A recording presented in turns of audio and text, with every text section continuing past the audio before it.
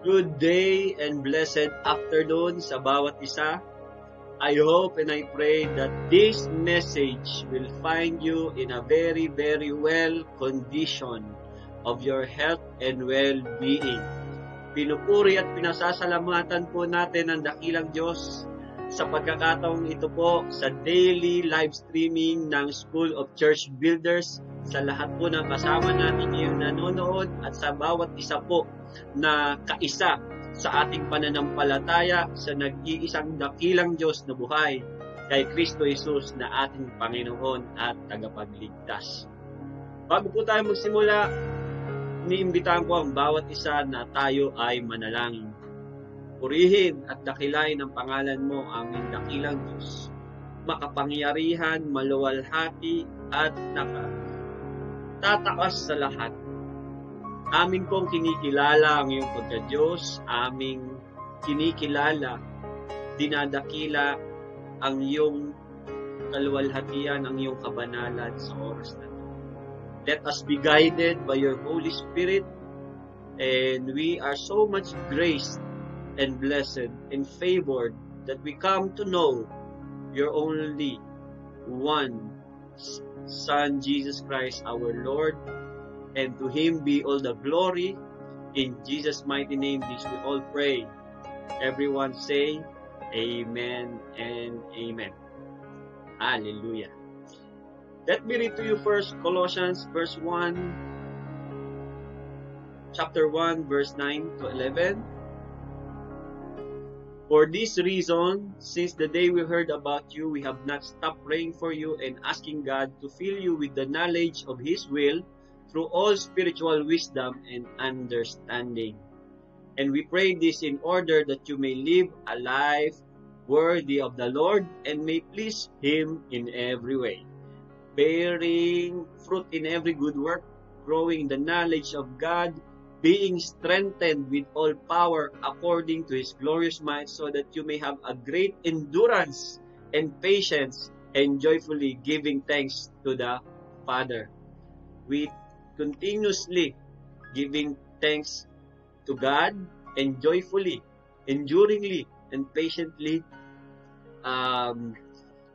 being strengthened by the knowledge of God. So tayo po'y nag-aaral ngayon sa pagpapalakas ng ating Panginoon. Hallelujah. So that we may bear fruit in every good work, sabi po ng kanyang salita.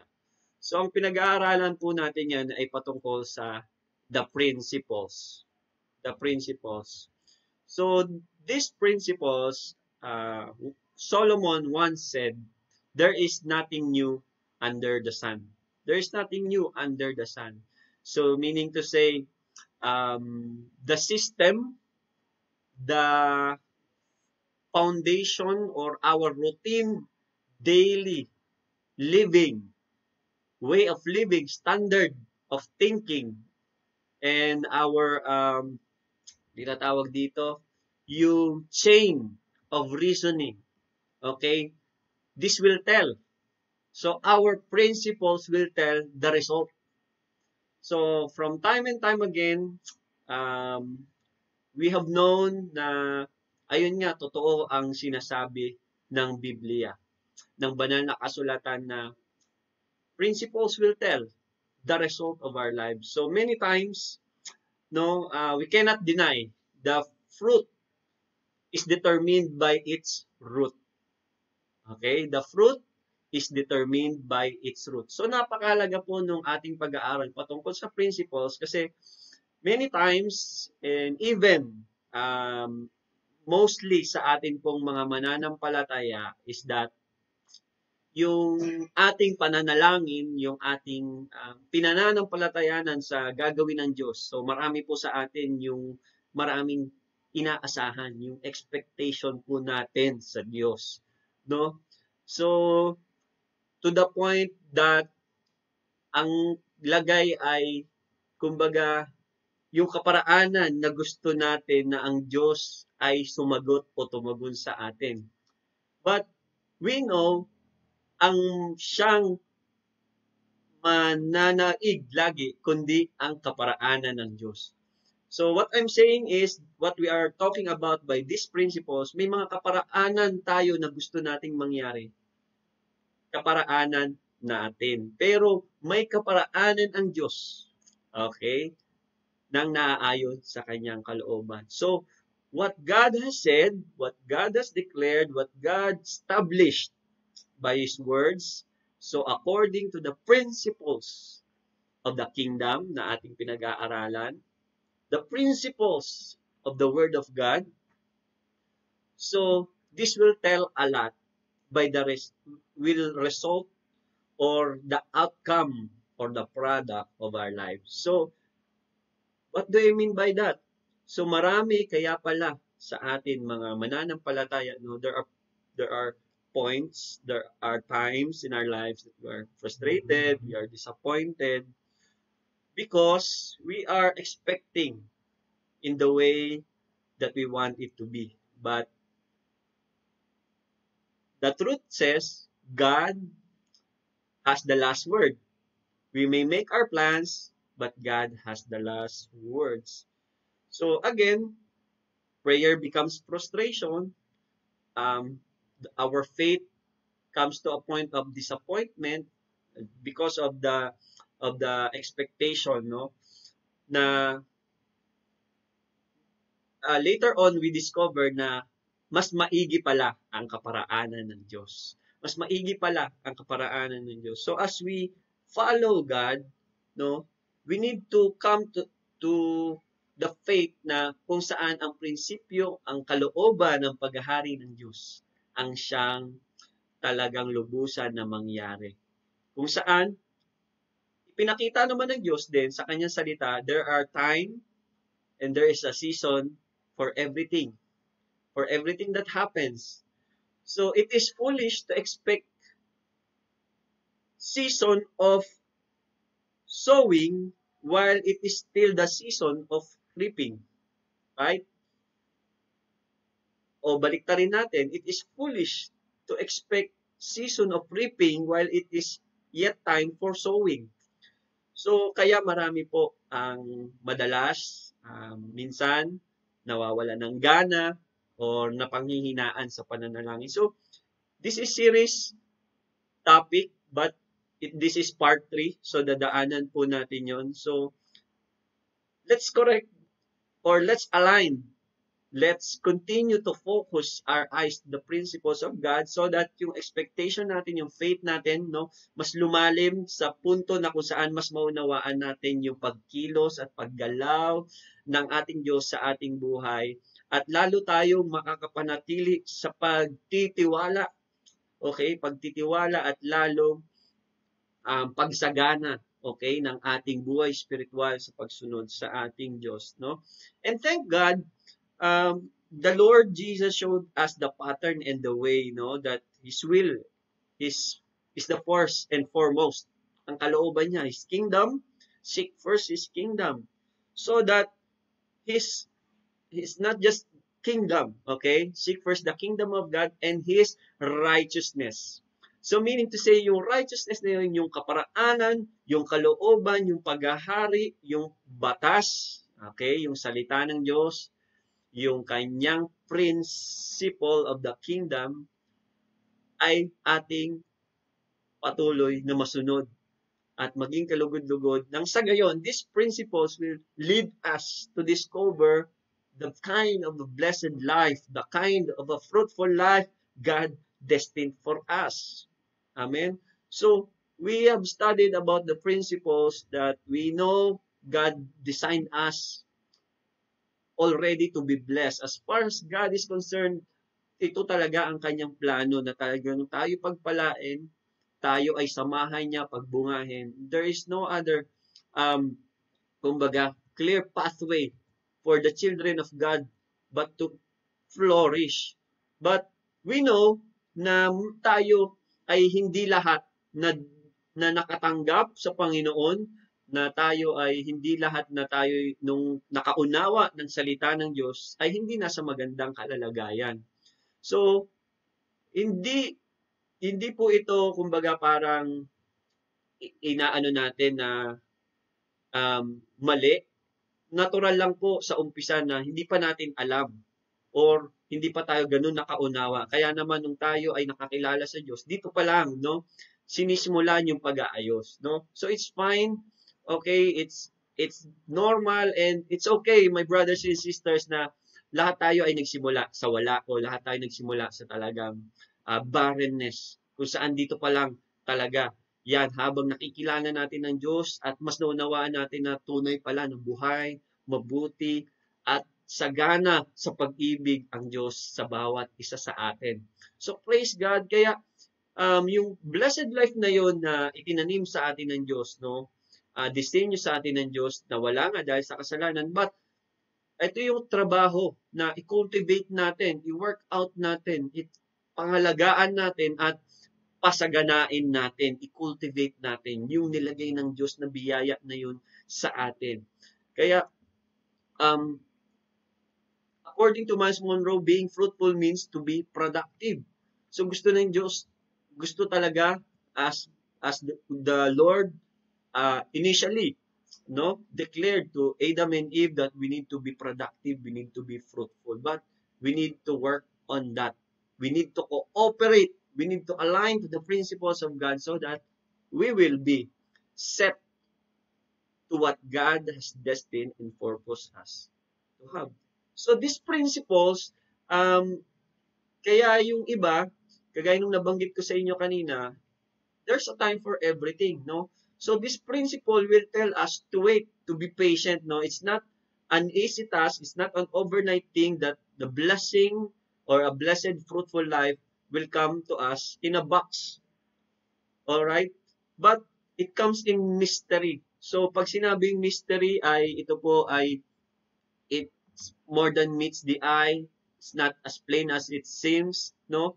So kagaya nga nun, it's a system. It's a foundation that will tell, that will determine the course of outcome. So hindi siya overnight thing. So may prinsipyo ang Bible. May prinsipyo ang paghahari ng Diyos. There is a time for everything.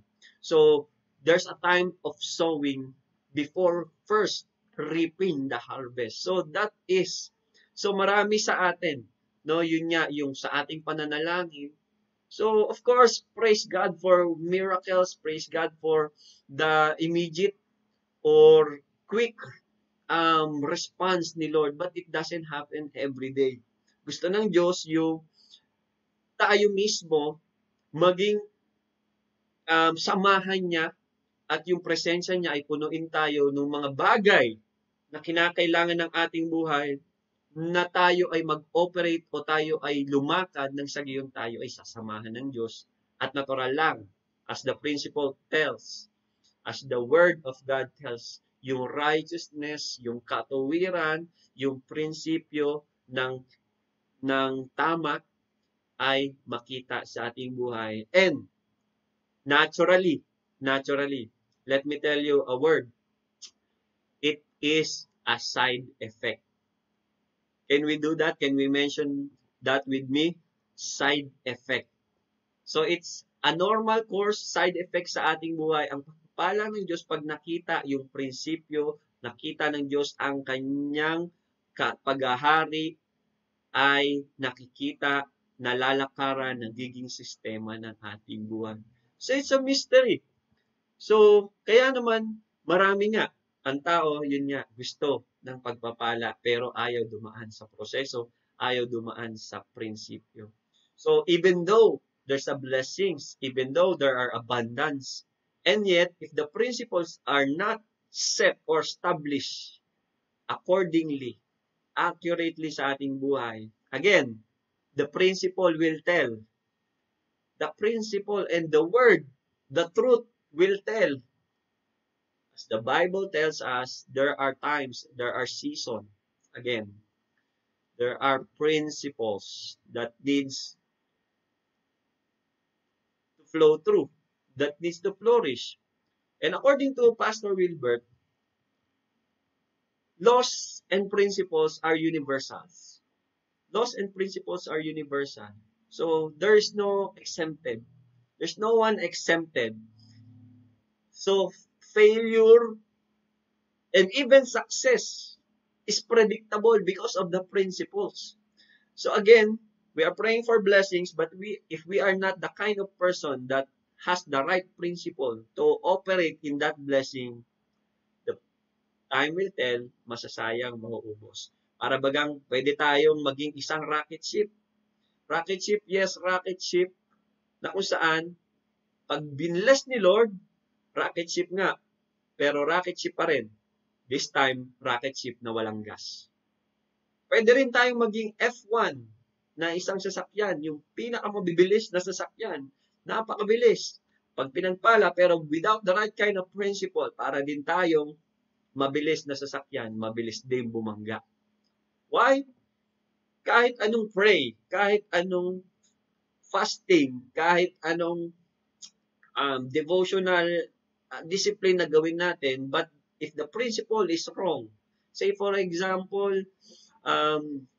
kagaya ng nabanggit ko kanina, without that right kind of attitude, no, kahit anong pray, kahit anong devotion, sabihin tayo pag-ingatan ng Diyos sa ating kalusugan, tayo palakasin, pero patuloy ang pagkain ng hindi malulusog at hindi nakatutulong. Sabi ng Bible, lahat mapapahintulutan, pero hindi lahat mapapakinabangan. Ang sabi po ng katotohanan, lahat mapapahintulutan, pero hindi lahat makatutulong. Everything is permissible, but not everything is constructive. So, napakagandang principle po na kailangan po nating matutunan. Laws and principles are universal. So, meaning to say, failure, on the other hand, success is predictable because of the principles. So, if you are looking for a quick fix, hot tips, easy answer, or magic formula sa pagiging successful, ganun din po sa prayer. Okay? Praise God. Ulitin ko po, for miracles. But even more, praise the Lord kapag nalakaran po natin yung principle, and this kind of blessing and miracles that God has for us will be a miracle of a daily blessing system, foundation ng ating buhay at magiging makakasanayan natin. Hallelujah. Hallelujah. That's why I'm so excited to discuss this topic, is that kagaya ng propesya sa atin, no? Kagaya rin ng pangako ng Diyos na you will be blessed if we obey the principles. If we do not hover around to the left or to the right, even blessing, sabi, will overtake us. Kaya pala, because that is the principle. Kasi tama po. Tama yung ating tinatanim, tama din ang ating anin. So first principle na ating pinag-aaralan bilang review. Ano yung unang ating pinag-aaralan? First principle, okay, the principle in mystery, number 1 is better to give than to receive principle. So, mahaba na po yung ating natalakay regarding this, no? 2 Corinthians 9:6-8, remember this, whoever sows sparingly will also reap sparingly, and whoever sows generously will also reap generously. Each of you should give what you have decided in your heart to give, not reluctantly under compulsion, for God loves a cheerful giver. And God is able to bless you abundantly, so that in all things and at all times, having all that you need, you will abound in every good work. So, we have learned from this verse that giving is not a one-time or occasional and never seasonal, but it is cultural and habitual. It is cultural and habitual. So, God does not look on how much, but God looks to the person, yung nagbibigay. So, ano ba ang nagiging dahilan dito sa pagbibigay natin? So, una, pinag-aralan din natin yung principles in misery, yung kabaliktaran, yung mga maling principle na kung saan nagiging dahilan, kaya sa ating pagbibigay, nagiging mabigat or nagiging hindi siya culture or habit, minsan nagiging burden siya. Kasi we have the mindset of quick fix. Na para bagang ang Diyos ay isang slot machine na pag tayo nagbigay, ang Diyos mamimili ng ipapalit na ibibigay. But it's not the way it is. There's no such thing as quick fix. According to this verse, 2 Peter chapter 1, verse 3 to 11, His divine power has given us everything we need for a godly life through our knowledge of Him. So first, yung knowledge, until sabi dito sa verse 4, that we may participate in His divine nature. Okay? Sino ba ang Lord? Siya ay Diyos na nagmamahal, nagbibigay. So that nature of God will remove the corrupt nature. And this will give us, sabi dito, add faith, perseverance, knowledge, self-control, etc. and godliness. So meaning to say, these qualities, sabi dito sa verse 8, if you possess these qualities in increasing measure. So the way we increase in giving is that not because we just desire, but we have the qualities. Ayan, sabi dito, in increasing measure, they will keep you from being ineffective and unproductive. So there are people pala na talagang ineffective and unproductive. But as for those who really have the quality and participating the nature of godliness and perseverance in everything, just as Christ has for us, this will increase our measure. Kaya yung measure natin sa ating pagkatao, it will naturally has a side effect, a measure of blessing din. We will be productive and we will be effective. Okay. So, ayun. So, our God is a big God. Therefore, if we have a big, also we have a big assignment. And therefore, we have big destiny to work and complete. So, hindi lang, yun nga, yung quality, yung ating understanding, knowledge, and perseverance, everything will drive us, give us that destiny set in our hearts. Okay, that's destiny in Christ Jesus.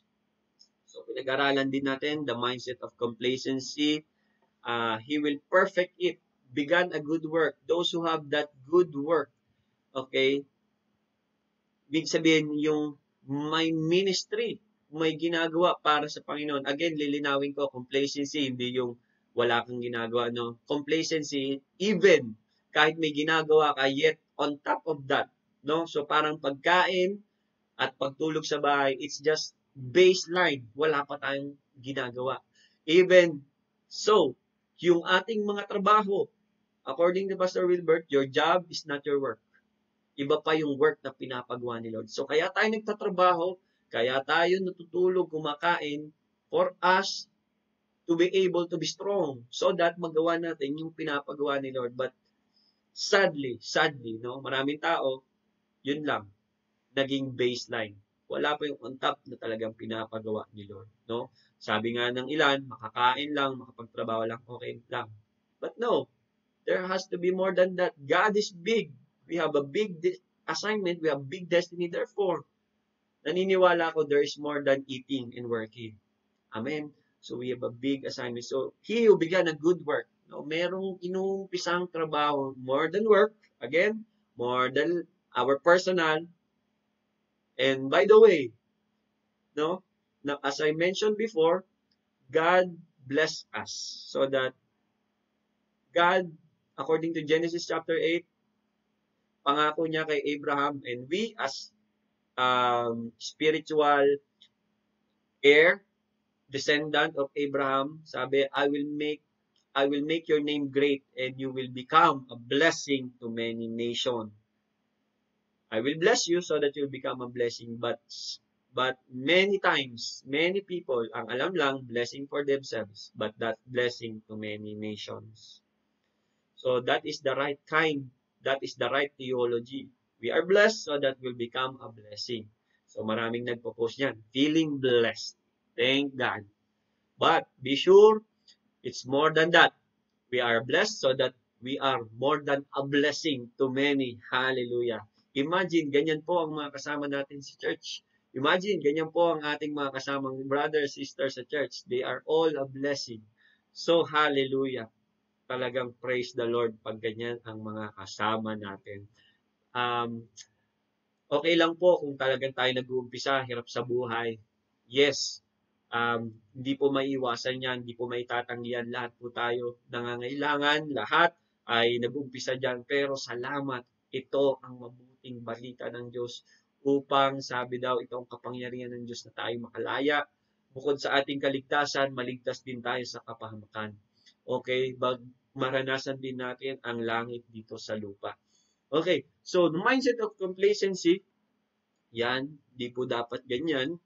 So, yan, sabi nga ni Robert Kiyosaki, to anyone who wants to be rich or wants to be successful or who wants to be blessed, what can you advise to average people? Ang sabi niya, do not be average. So, meaning to say, let's look beyond our average or the status quo.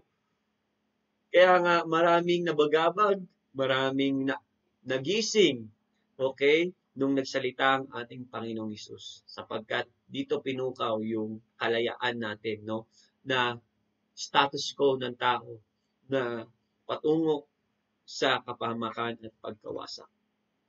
So the mindset of laziness, nabasa na po natin yan, na huwag pakanin talaga ang tamad at yung mga tamad, hindi marunong gumawa, kumilos, ayan, sila po ay patungo talaga sa kapahamakan. So it's our honor, our privilege from God na tayo maturuan na yun nga, na yung kalooban ng Diyos, yung prinsipyo na kung saan, even ng Diyos, no, by the way, pinag-aralan natin, no, dun sa nakaraang series topic natin, yung the fruit of our destiny, na kung saan, even God Himself, 6 days nagtrabaho, bago nagpahinga. But tayo, Friday pa lang, TGIF. Thank God it's Friday. Even Jesus Himself, ano ang kanyang expression na my food is to do the will and finish. So marami sa atin, doing lang but not finishing. So my brothers and sisters, God is encouraging us to continue on to finish the work God has destined for us. So let us be diligent. Kaya pala lagi sinasabi ng Lord, kasama sa principle of the kingdom is, if you diligently, no? If we diligently, we must pay the price. We must pay the price. So, yan. But remember the Lord your God, for it is He who gives you the ability. So we pray for blessing, we pray for everything, we pray for prosperity, and God's dealing sa atin na talagang pasaganain tayo. But then, from the past, I was thinking na kung saan si Lord, i-bless niya, na kung saan ibibigay niya, papadaanin niya, kumbaga papadaluyin niya sa ibang tao, no, sa ibang kaparaanan, sa ibang, but God's word is clear na kung saan, for it is He who gives you the ability to produce wealth. So let us not look from somewhere else. Let us not look from someone else, but God deal with me. So minsan, ginagawa natin yung magic word, yung Jesus, in Jesus' name. No, as if mamagicin ni Lord. No, but yung magic na yun na inaasahan natin, yung may trick, no, there's no trick, there's no magic formula again. But as we can see in the Bible, God is always giving us the ability to have faith, to walk by our faith. And if it's too big nga to happen, maybe it's God nga. Kagaya nung nangyari kay Moses, kay David, kay Gideon, no? Sabi nga ni Dr. Jonathan David, if there's no giant, it's not the promised land. If the vision God gave us, the prayer, is too big for us, truly, it is from God. Why? Because it's so big that God is the one who will help us. It's not on our own. So, I'm not saying na tayo tayo sa sarili nating effort. It's impossible. But by God's grace, by God's Spirit will lead us to understanding, and that will lead us, gives us the ability, no?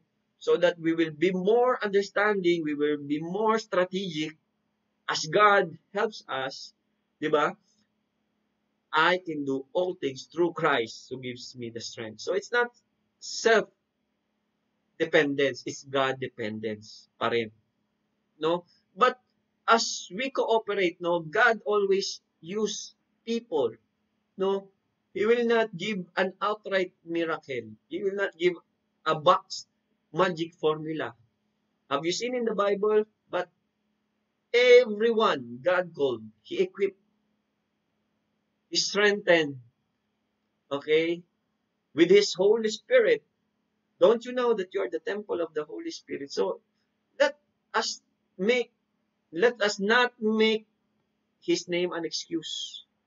No, most of the time, a magic formula in Jesus' name, Lord, magpadala ka, Lord. It's not about the place. It's not about the how, but it's about you. It's about us. Kaya nga, ang Diyos ay personally nagdi-deal sa atin. He gives you the ability. So, gusto ng Diyos, He wants the best version. He wants the best version of ourselves. Kaya, dinedevelop niya tayo, tinutulungan niya tayo. Don't you know that you are the temple of the Holy Spirit? So, let's stop making excuses. God desires the best version so that we'll become the blessing our own. Mamaya, madidiscover natin. Excuse me. Mamaya, madidiscover natin how.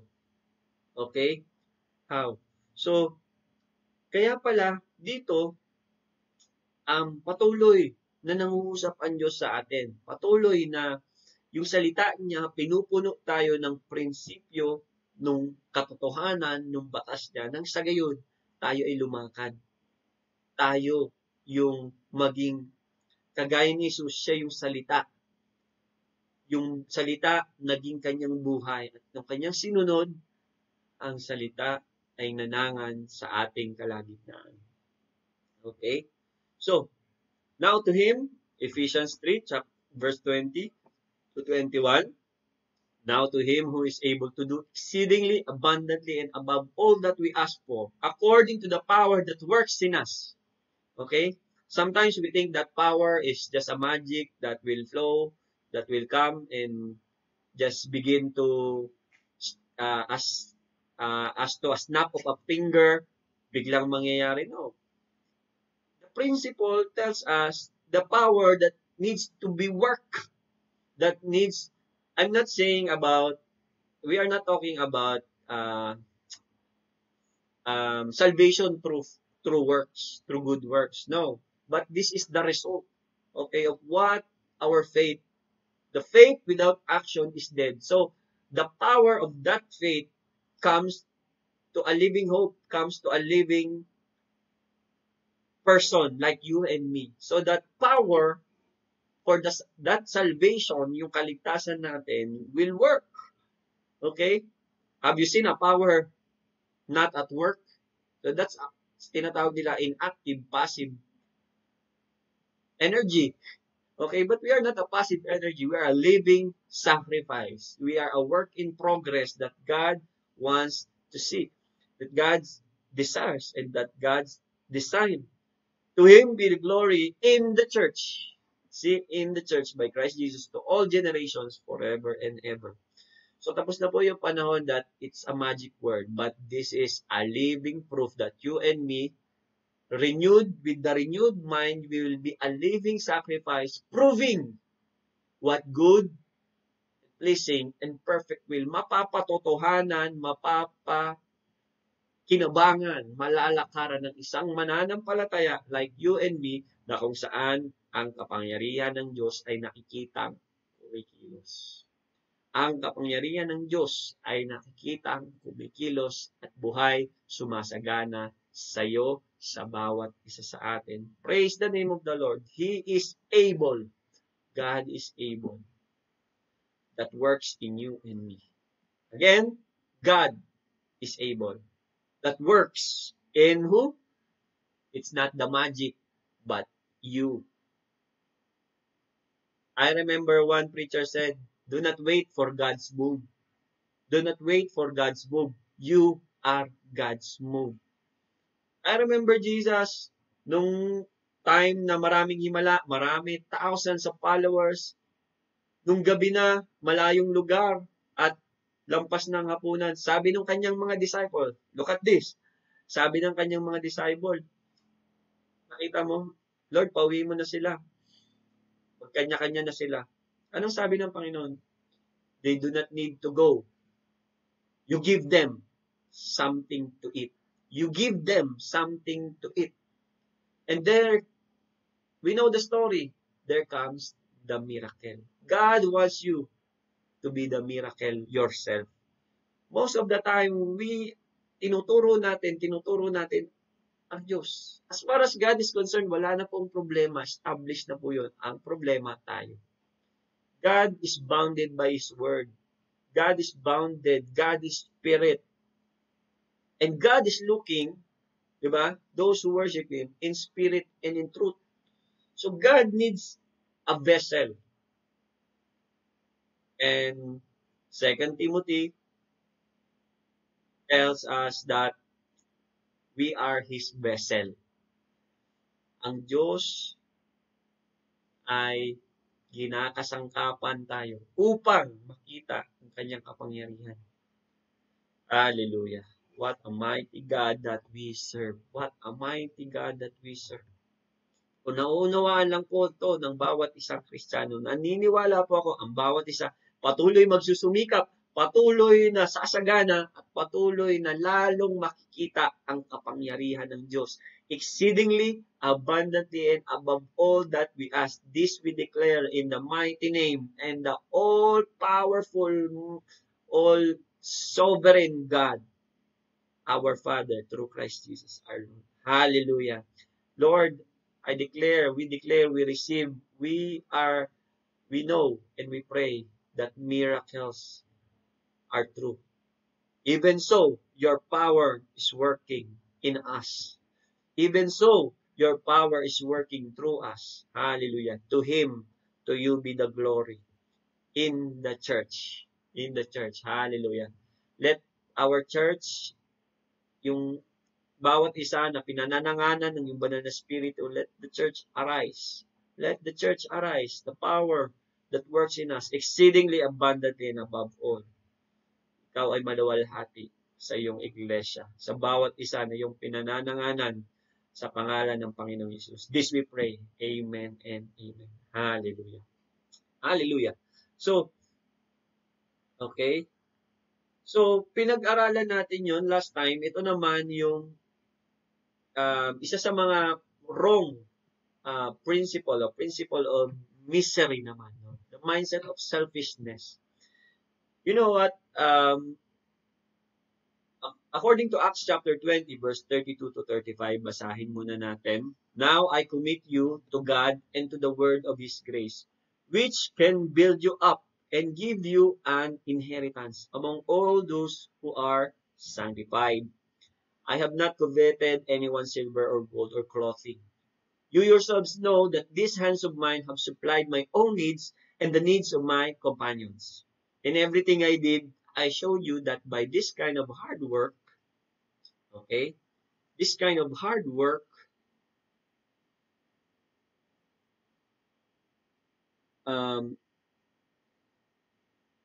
we must help the weak, remembering the words of the Lord Jesus Himself said, it is more blessed to give than to receive. Ito po yung pinag-aaralan niya natin.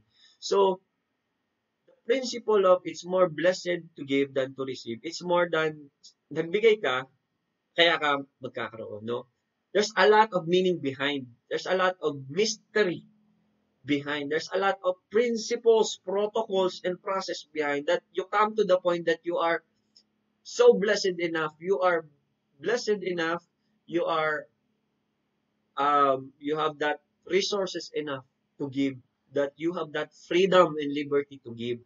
That's why you are feeling blessed, no? So, when you give, so in this sense, we will have to talk about yung commitment. Yung mindset of selfishness, yung selfishness is contrary to the word of commitment. According to Tunde Bakare, we cannot excel in giving unless we are taught by the word of grace, either by God or by the carrier of our grace. So, di ba nakakita tayo in the natural yung kapag mapagbigay yung anak, mapagbigay siguro yung magulang. So, this is true, no? According sa binasa natin, I commit you. There's a commitment behind. There's a commitment to do. And commitment, okay, is something na napakalalim po ng kahulugan, ng prinsipyo to ng commitment in relation to giving. Okay? Kagaya nung nabanggit ko kanina, giving is not seasonal or occasional, but it is cultural and habitual. Magiging habit, nagiging natural sa'yo because you are blessed enough that you are able to give. It's positional authority that you are able to flow your blessing downwards. And this is about commitment, no? The process behind, the meaning behind being blessed that you are able to give is that, ganito siya eh, there is no mindset of selfishness. There is no mindset of being focused alone sa sarili, yung greediness, no? Yung selfishness is very, very contrary to commitment. So, we will now talk about commitment. So, commitment, let me read to you, ayan, yung binanggit natin kanina, Acts 20 verse 32a. Now, I commit you to God and to the word of His grace. I commit you to God and to the word of His grace. Number 2, commit to building our life and inheritance. Commit to building our life and inheritance. Number 3, commit to covet not. Acts 20:33, I have not coveted anyone's silver or gold or clothing. Number 4, commit to supply our own and to supply our companion. Acts 20:34. Okay. Number 5, commit to doing everything in hard work. In hard work. So in everything I did, I showed you that by this kind of hard work, we must help the weak, remembering the words of the Lord. Jesus Himself said, it is more blessed to give than to receive. So, there's a lot of commitment nakita natin according to these verses. There's a lot of commitment that happened. Kaya naman nagresulta siya of being blessed to give than to receive. So, isa-isahin po natin. Lastly, commit for the purpose of helping the weak as to the word of the Lord to bless than to receive. Okay. So, Merriam-Webster says, selfishness is a concern for one's own welfare or advantage at the expense of or in disregard of others. So see, if we are selfish, we have no thoughts of the welfare of others. Only our own. And may gusto natin pakinabang lang sa atin, bagamat yung iba ay mapiperwisyo. So that is selfishness. So selfishness is the unwillingness to commit. Okay? Selfishness is the unwillingness to commit. As we study these verses sa Acts chapter 20, no? Kung saan verse 32 to 35, there's a lot of commitment that happened. First, sabi doon, unahin natin isa-isa, to the word of His grace. Alam natin na kung saan ang Diyos ay itinalaga tayo sa buhay na pagpapala. Hindi perwisyo. Ulitin ko po. Natutunan natin sa salita ng Diyos that we are destined to become a blessing, not a recipient of blessing.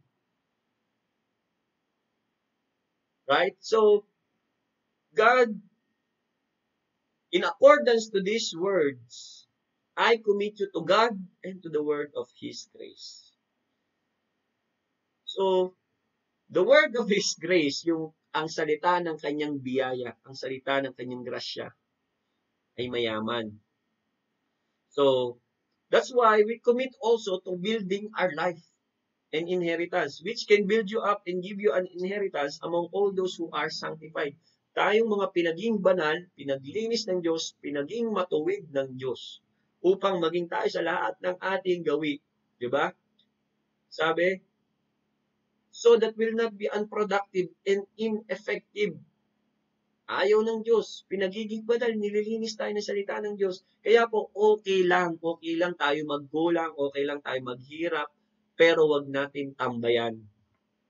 Ulitin ko po, wag natin tambayan. Sa mga unang sandali, unang yugto ng ating paglilingkod, naniniwala po ako, mga taong committed sa Panginoon, committed sa pagtatrabaho ng kanilang buhay, sa pagpapalago, build you up. Okay, I commit you to God and to the word of His grace, which can build you up. So, isa sa mga layunin ng salita ng Diyos is to build us up. Kinakailangan mag-reconcile po ang paglago talaga ng isang Kristiyano and give you an inheritance. Sa gayon, maging karapat-dapat tayo doon sa gantimpala at sa mana ng ating Diyos. Matututunan po natin yan as we go.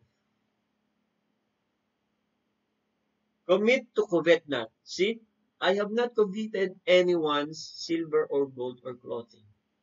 Pinatututuhanan ng salita ng Diyos na kapag tayo'y nagpatuloy na lumago, kapag tayo'y nagpatuloy na nagtapat, okay, nag-commit, no?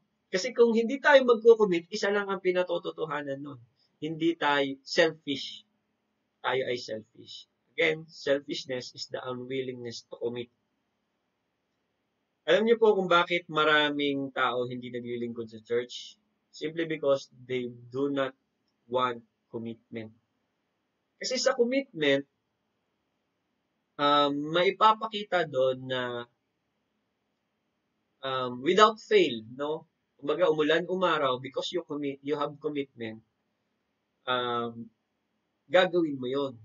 But, kaya ang mga tao hindi nakakapag-commit sa church, ayaw nila mag-commit because ayaw nila mapakilaman yung kanilang schedule, yung kanilang priorities, yung kanilang personal. So, meaning to say, selfish, unwilling to commit. Kasi, your own welfare lang eh. Your own advantage lang. How about the advantage of the kingdom of God? So, even so, sa pagbibigay, we commit to covet not, no? So, sa ating pananalangin, sa ating pananampalataya, if we commit to covet not, Lord, ayaw ko magkulang, ayaw ko mapahiya ang pangalan mo, ayaw kong mangutang. Nang sa gayon, pag ako'y nangaral, pag ako'y nagpatotoo ng buhay at dakila, masagana, mabuti ang Diyos. Diba? Walang sino man sa akin pwedeng magturo, walang sino man pwede sa akin magsisi o manumbat na sila'y hiniraman ko. Okay? Kaya sa mga may nahiram, sa mga patuloy po natin hingin ang grasya ng Diyos. Kaya i-commit natin. Kasi kung hindi po tayo magko-commit, pababayaan po natin ang ating sarili. So, we are born selfish. The sin that has been transferred, that has been yung minana nating kasalanan, selfish. Pagiging selfish. Okay? Again, pag hindi tayo nag-commit, we drive our own, di ba? Sabi, sin is lawlessness. Yung wala tayong sinusunod. Wala tayong ginagampanan ng commitment. Sin is lawlessness. Walang sinusunod na batas. Walang commitment. But if we commit to give, high and lows, meaning to say, sunshine or rainy season, wave up and wave down, we are committed to give. We are committed not to covet because we are committed to God. Without commitment, we will be selfish, we will be uncommitted, we will drive our own. Sin is lawlessness. We will be lawless. Okay. Mamaya mas maunawaan natin. So, commit to supply our own and supply our companions. See? Acts 20:34, you yourselves know that these hands of mine have supplied my own needs and the needs of my companion. So if we commit not only for our own, do you think yung isang Kristiyano magtatamad-tamad? Do you think yung isang mananampalataya ay hindi gagawa ng paraan? And look at what parents do. Parents do whatever happens. Okay, whatever happens, high and lows, thick and thin, magpo-provide yan sa anak nila dahil alam nila may anak silang kailangan pakainin. But as for the believers, church, in the context of church setting, in the context of church setting, how about us? Are we driven to give, to commit? Do we have that commitment na nawa sa pag may nangailangan, may mahihila ang aming church para sa pagtulong? The needs of my companion. Tayo, kung makapagbigay, okay na yung bigay ko, basta ako na nakapagbigay, okay na. But, as we give, dapat tinitingnan din natin, itong binibigay ko pa, sapat ba na makakatulong sa kapwa kong, sa kapatid kong naghihirap? But, hindi sometimes, ang ating commitment is for our own Kaya nga, it's more blessed to give than to receive. Why? Because in that commitment for us to give, palagay ko, ang isang taong may commitment na tumulong, hindi lang sa sarili niya. Kaya nga, there are people who are like breadwinners. Right? Breadwinners, nakita mo, ayaw tumigil magtrabaho, ayaw magpahinga. Bakit? Kasi may pinag-aaral ako. Kasi may pinagagamot ako. Ang ibig sabihin nitong commitment na to ng number 4, you yourselves know that these hands of mine have supplied not only my own needs, but the needs of my companion. The same thing is true dapat sa believers, dapat sa mga Kristiyano, ang kanilang tapon ng kanilang pagbibigay is more than our needs, but more than ourselves. Kaya yung feeling blessed na binabanggit ko sa inyo kanina, the right theology is that Genesis chapter 8, I will bless you. I will make your name great so that you will be blessed so that you become a blessing to many. Not just feeling blessed our own. Okay. So, even so, di ba? Sabi dito, commit to doing everything in hard work. In everything I did, I showed you that by this kind of hard work. Okay? We must help the weak, remembering the words of the Lord, Jesus himself said. Jesus himself said, okay, saan ito nakuha? Nung nagsulat nitong libro ng Acts chapter 20, Pablo, nakita niya kay Jesus. Jesus said himself, Jesus is the pattern. Jesus is the way. Jesus is the truth. That's why Jesus is the life.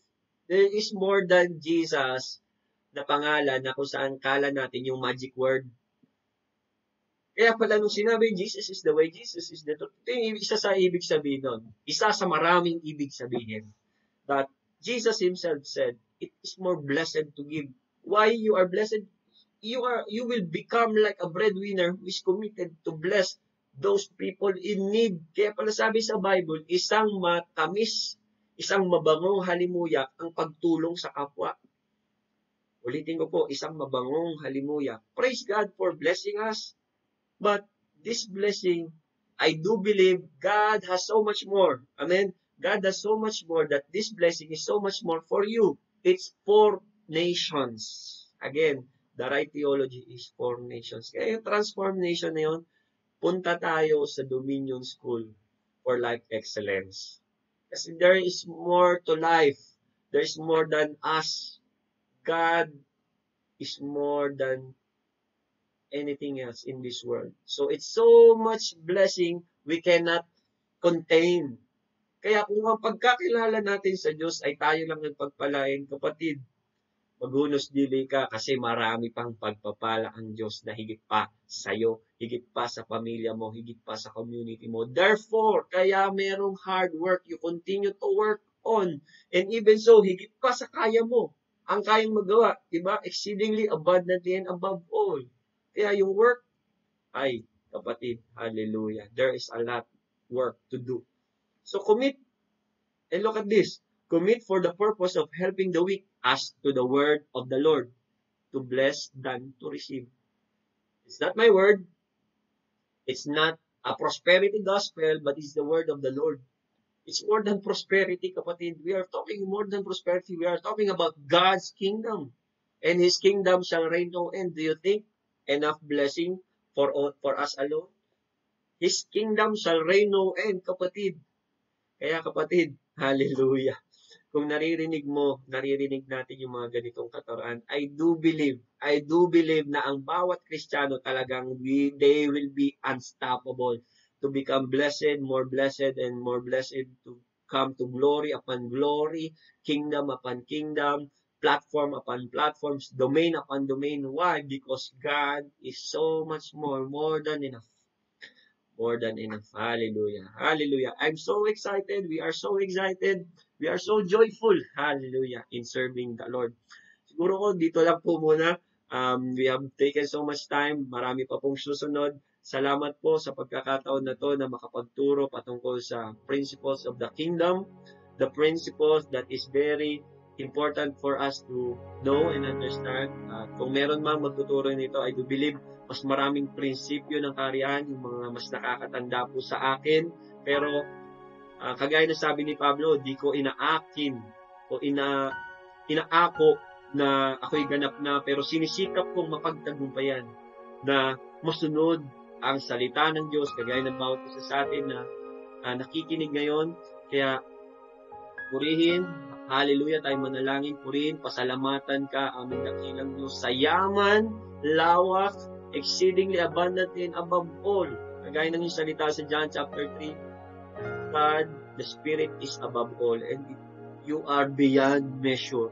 Hallelujah. Beyond measure are the things that awaits us, are your purpose and will. Kaya, Panginoon, salamat for expanding our capacity to receive right now, or our spiritual understanding more than our own. Thank you, Lord. May you grant us the grace to become the person that you want us to be. We may lack many things right now, but you are filling us. You are empowering us with your Holy Spirit. Hallelujah. We receive the grace to govern and the power to prevail of these principles. Hallelujah. Of these principles that are needed so that we'll also become the vessel of honor that will fulfill the Great Commission, the Great Mandate. Hallelujah. Hallelujah. There is so much more that we need to know. That's why we are here. Lord, continue, Lord. We are more than willing to commit. We are committing right now ourselves to you as you continue to pour out your favor, your protection, your guidance in us. In the name of Jesus. Please, we all pray. Amen and amen. Hallelujah. Thank you. God bless SCB.